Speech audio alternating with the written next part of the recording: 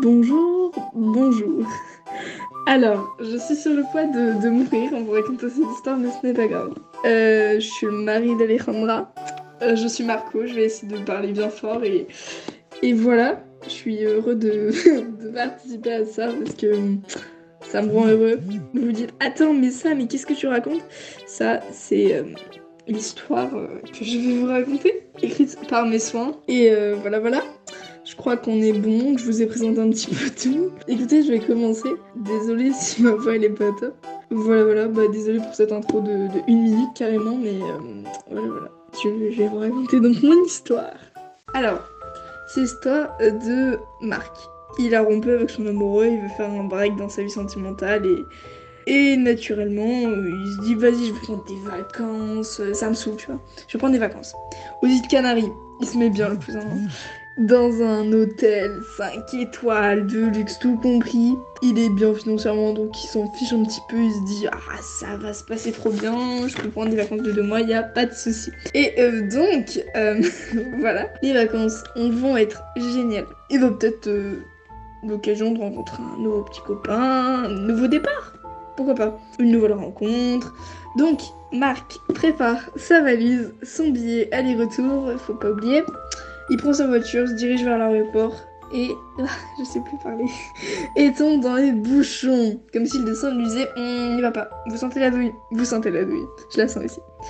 Et donc, il gare sa voiture tranquillement. Il sort de sa voiture avec sa valise. Il se dirige vers l'aéroport. Merci de savoir pas parler, c'est fantastique. Au niveau des guichets, il passe l'embarquement et voit sa valise partir pour la soute. Ses billets sont validés. Marc s'installe donc dans l'avion, il prend une inspiration et ferme les yeux.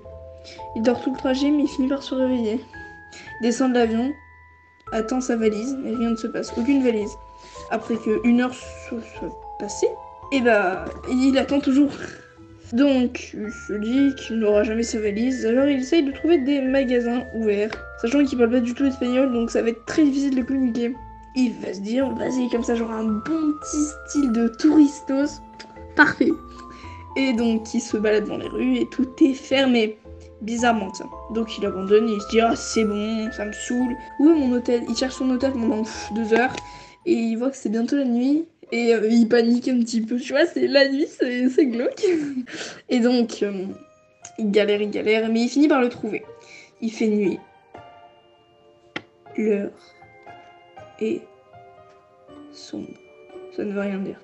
Non mais c'est... Il est tard, quoi. Bref, il indique qu'il a vraiment galéré à trouver l'hôtel.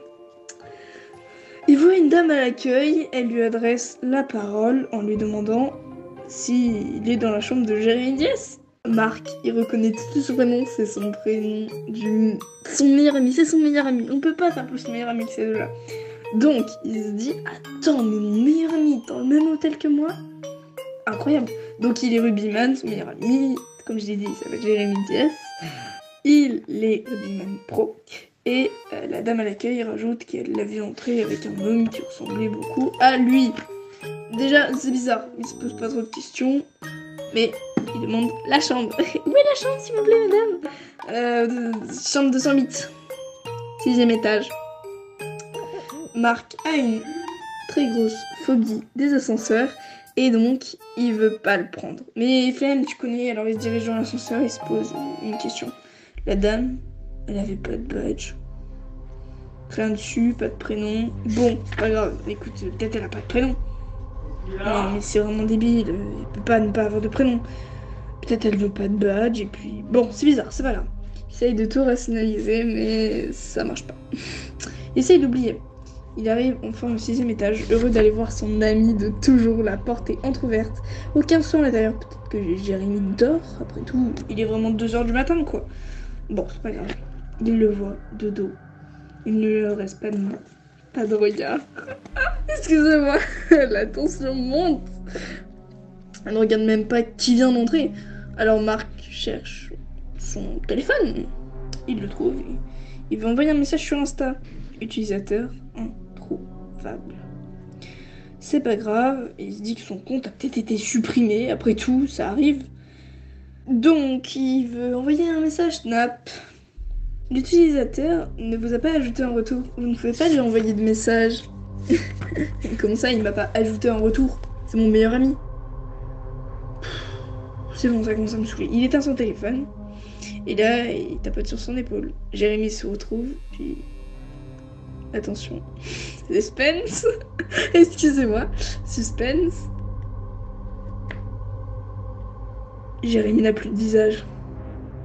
Il n'a rien. Putain de merde, mais qu'est-ce qui se passe? Pourquoi il n'y a rien? Jérémy, donc il fait 110 kilos, impossible à déplacer pour Marc, ni pour quiconque, je pense. Marc veut se réveiller, il essaie de toucher ce qui lui semble être son front, ses yeux, sa bouche, mais rien, rien du tout. Son visage est plat, il n'en a plus, il n'a plus rien. Marc regarde ses bras et ses jambes dans l'espoir de se réveiller. Tous ses membres disparaissent peu à peu. La chambre disparaît elle aussi. Qu'est-ce que c'est que ce bordel? Fut les dernières pensées de Marc. Trou noir, aucune pensée. Tout se vide. Tout est vide. Tout. Marc se réveille soudain de ce très très mauvais cauchemar. Et il entend une notification sur son téléphone. Oh, c'est Jérémy.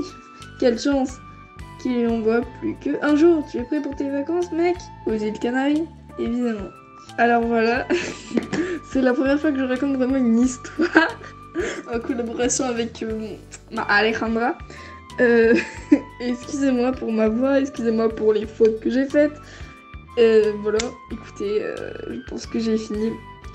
J'espère que vous avez fait un très bon visionnage et que vous allez adorer mon histoire, tout simplement. Désolée pour les petits bruits aux alentours. Voilà. Bah écoutez, c'était génial d'avoir participé. Merci à toutes et à tous. Gros bisous. Bisous. Merci Julie pour ta participation, ta grande participation même. Mais voilà. Je vous souhaite bisous, j'espère que vous allez bien, que cette histoire vous a plu. Et si elle vous a plu, bah, n'hésitez pas à me le faire savoir en fait. Ce sera un grand plaisir. Peut-être qu'elle mettra mes réseaux en description. On verra bien. Écoutez, je vous remercie vraiment du fond du cœur. Merci et gros bisous à tout le monde. Merci surtout Julie. Bisous Julie. Et donc voilà, c'est donc la fin de ce petit projet en collaboration avec mon Marco. Donc du coup j'espère que ça vous aura plu. Perso nous on s'est bien éclaté à faire ce petit projet ensemble. Donc voilà, merci beaucoup Marco pour ta participation. Et n'hésitez pas à me dire si vous voulez que je refasse ce genre de petit projet, si cette vidéo vous a plu. N'hésitez pas également à nous faire savoir si cette histoire vous a plu. Donc voilà, c'est donc la fin de cette vidéo. N'hésitez pas à vous abonner, liker ainsi qu'à commenter.